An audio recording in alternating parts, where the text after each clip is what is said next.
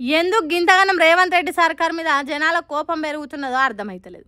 అరేరే ఎవ్వలను మందలిచ్చినా పొట్టు పొట్టు తిడుతున్నారు. కేసీఆర్ సార్ చెప్పినట్టు దొరికితే కొడతామన్నట్టు చూస్తున్నారు. ఆ ముచ్చట జనాలకు ఎరికే కానీ ఇంతకి ఇప్పుడు ఏం జరిగిందో చెప్పంటారా?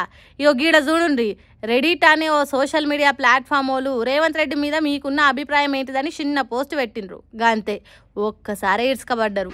కారాలు, మిరియాలు, ధాన్యాలు అన్నీ నూరిండ్రు. అబ్బాబ్బా కామెంట్ల వర్షం కాదు, తుఫాన్ జలరేగింది.